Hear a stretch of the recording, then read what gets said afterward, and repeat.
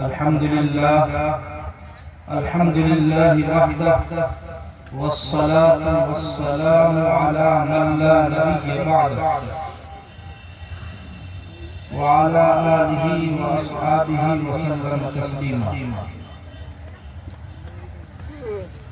क़ाल अल्लाहु तबारक व तआला फ़िल क़ुरआनिल मजीद अऊज़ु बिल्लाहि मिनश शैतानिर रजीम बिस्मिल्लाहिर रहमानिर रहीम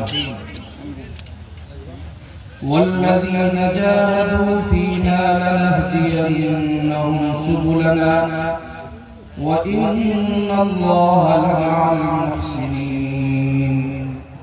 सदक़ल्लाहुल अज़ीम। मैं कोई अहले लिसान नहीं हूँ। बाद नमाज मगरिब से अब तक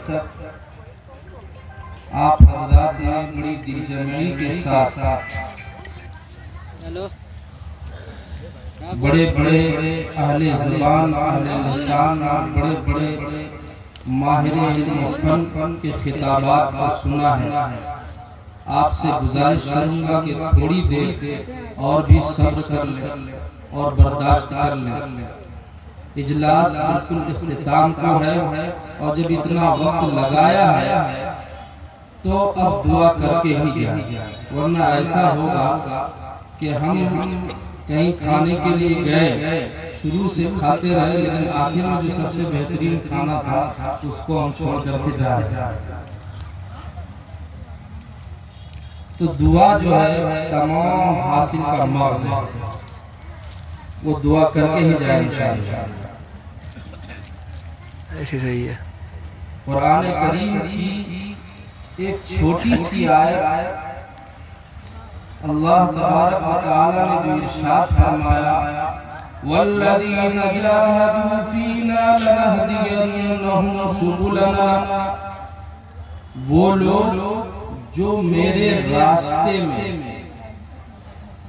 दीन और ईमान की खातिर, इस्लाम की सरबलंदी की खातिर, इशाअत दीन की खातिर कोशिशों में लगे रहते हैं, अल्लाह तबारक व तआला उनको इनाम के तौर पर ये इरशाद फरमाया, लनहदियन्नहुम सुबुलना, हम उनकी हिदायत के फैसले फरमा दें।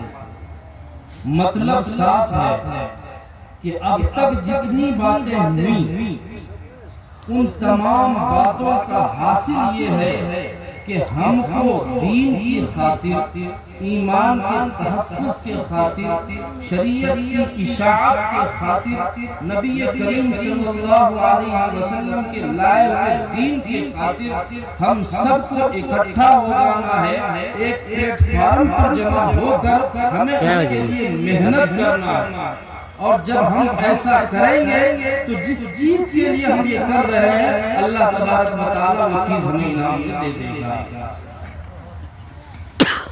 लनहदियन्नहुम सुबुलना, कि तुमने इसकी कोशिश की तो लो भाई पाओ इसको, तुम हासिल कर लो।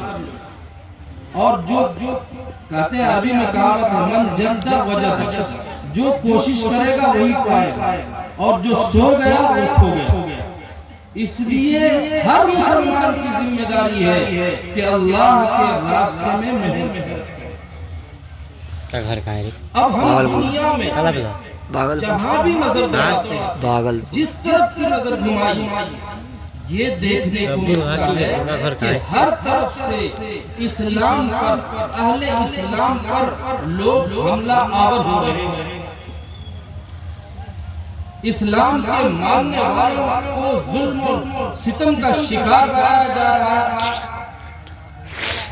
कभी शरीयत में मुदाखलत करके, कभी औकाफ के हवाले से, कभी दीन के मसाइल में दखल अंदाजी करके, और कभी ईमान और अकायद में दखल अंदाजी करके, कभी जानों पर जुल्म करके, कभी मालों को नुकसान पहुंचा करके, कभी हमारी रूहों को तड़पा करके, मुख्तलिफ तरीके से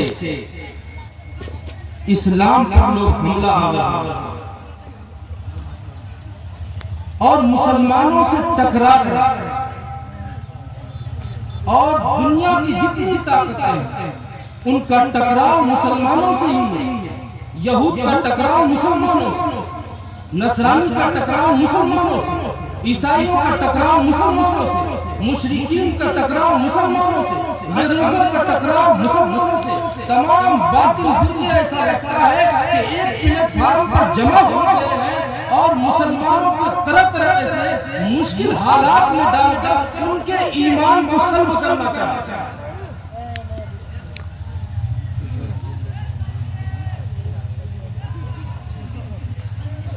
हमें ये समझने की जरूरत है कि आखिर क्यों वो हमला आवर आ रहे हैं। क्या हमारी ताकत की उन्हें जरूरत है? क्या हमारे मुल्क की उन्हें जरूरत है? क्या उन्हें इक़्तिदार की जरूरत है? क्या माल दौलत की जरूरत है? किसी चीज की जरूरत नहीं। हमारे पास अगर दुनिया में सबसे ज्यादा कीमती कोई चीज है तो वो हमारा ईमान है। और ये सारी ताकतें, बातिल ताकतें मिलकर हमारे ईमान को सल्ब करना चाहती हैं।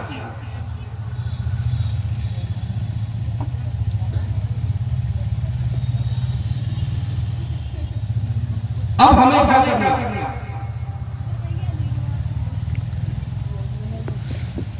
अब हमें यह करना है कि इस ईमान की हिफाजत करना। ऐसा नहीं कि ये आज हो रहा है। अभी